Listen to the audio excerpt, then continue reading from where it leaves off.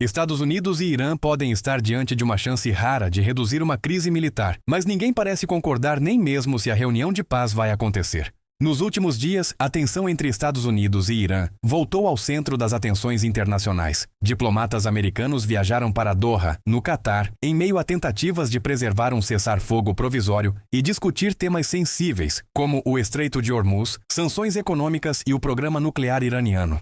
Mas a situação está longe de ser simples. Enquanto Washington sinaliza que há negociações em andamento, o governo iraniano afirma que não há reunião direta marcada com representantes dos Estados Unidos. O Catar, que atua como mediador, também indicou que a visita americana não significa necessariamente uma conversa cara a cara com os iranianos.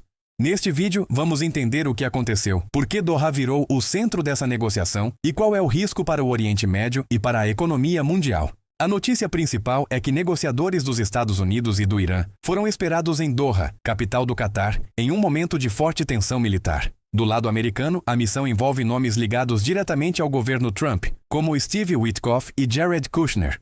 O objetivo declarado dos americanos é avançar em um acordo que ajude a conter os ataques recentes e mantenha vivo um cessar-fogo provisório.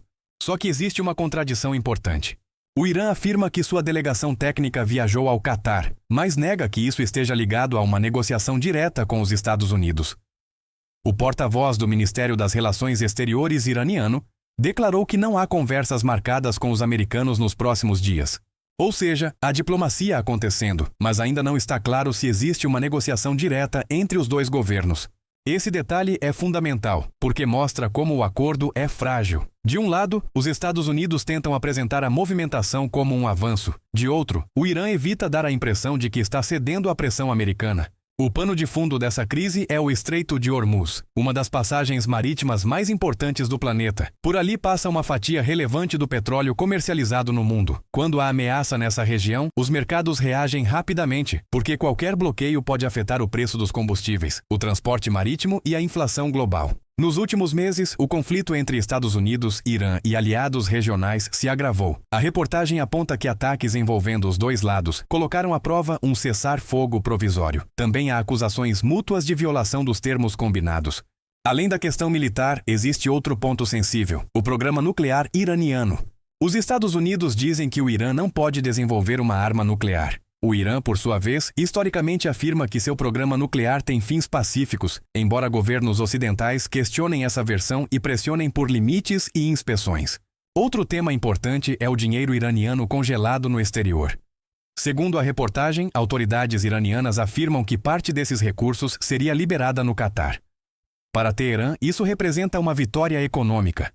Para críticos nos Estados Unidos, pode significar dar ao Irã mais recursos sem garantias suficientes de mudança de comportamento. É aqui que os fatos se misturam com a disputa política. Há uma tentativa de reduzir a tensão e preservar um acordo provisório. Existem delegações se movimentando em Doha. Irã e Estados Unidos têm versões diferentes sobre o nível das conversas. Essa diferença de narrativa mostra que nenhum dos lados quer parecer fraco diante de sua própria opinião pública. Trump precisa mostrar controle da crise. O Irã precisa mostrar que não está negociando sob humilhação ou pressão militar. Também existe uma dimensão regional.